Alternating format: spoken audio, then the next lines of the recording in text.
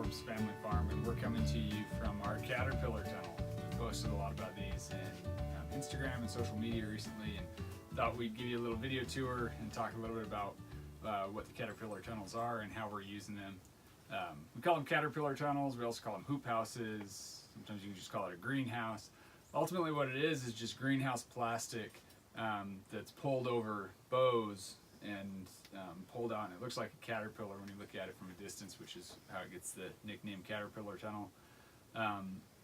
The cool thing about it is what it allows us to do is extend our season. So right now, we're going to show you here in a second, it is dumping snow on us. We were getting this early little hit of snowstorms here in early October, and it's still allowing us to be harvesting tomatoes in the process and keeping a few things alive. So we're getting late season harvest here, preparing for our last market event of the year coming up later this week.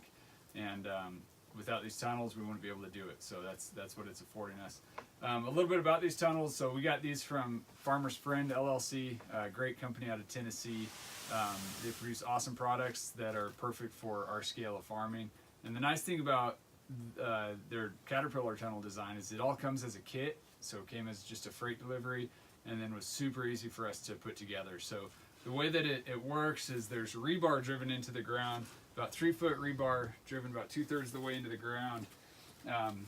And that's what these bows are then set on. And so the rebar, we set one every 5 feet. So this is a 100-foot tunnel. So every 5 feet it maps out to 21 bows. So 21 rebar on one side, 21 rebar on the other side.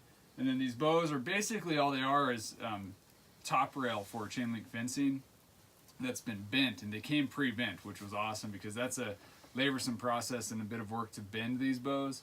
But with these ones coming pre-bent, all we had to do was put them together, tack them together with a Tex screw, and then we set the bows right over the rebar. And then we'll walk along, and once we step outside, I'll show you the little clips. That's a creative little design, making it real easy to run our line across it, and that's what is kind of securing it down. Another key piece to the structure is, again, bows every 5 feet, and then a purlin. And so their design from Farmer's Friend is really simple, and it's just a soft purlin strap. And so we pulled that across and connect it to each bow. And then, as you can see, it can handle a fair bit of weight with the snow stacking up. We're going to come through and knock a lot of the snow off just so that it's not sagging too much. And then we might come tighten the plastic once all the snow melts off as well. You can do a solid purlin, which adds a lot of structural integrity, and we may upgrade to that in the future, but we wanted to get these ones up, and the cost was real affordable to be able to just get this kit. As we walk down, we'll show you how snowy it is outside, and you can also just see we've been obviously getting snow. It's been down well under 20 the last couple of nights, and so real cold temperatures. And we're still keeping some things alive in here. We have some frost damage on a few crops, but you can see we're still harvesting some tomatoes. We were able to harvest some cucumbers and just pulled all of those out. Still have some beans and peas, and then some root crops that are growing in here. The root crops are really doing well in here, and we'll be harvesting those for the market later this week as well. So as we walk down, inside, like I said, it's in the 20s outside. Inside here, we're up over 40 degrees right now. We've got a side open, which is allowing some cold air in, allowing a little bit of ventilation, but also cooling it down a little bit. So we're going to get it closed up here again once we finish this video.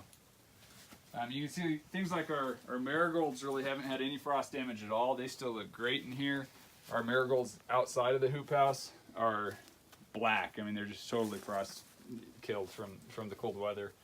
Again, we have some frost damage on a few tomatoes, which is understandable with how cold it's been getting, but peppers, tomatoes, eggplant, all still have some life to them, and we're still able to harvest a little bit off of them.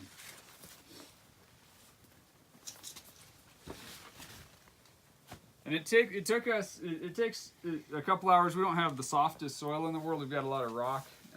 Just you get a few feet down. So the hardest task with this project was getting the rebar in the ground. The rest of it was pretty quick to put up. We were able to get our second hoop house up, just Emily and I, really in just a day, getting the bows set in place after we had set the rebar, and then pulling the plastic over it and then tightening that plastic down.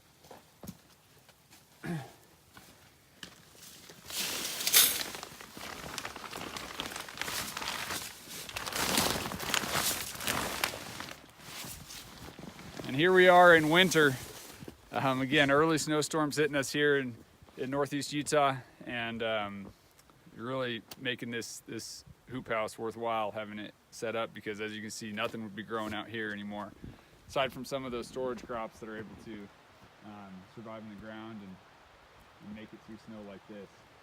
A few other features about the Caterpillar tunnel that I was mentioning. One is these clips.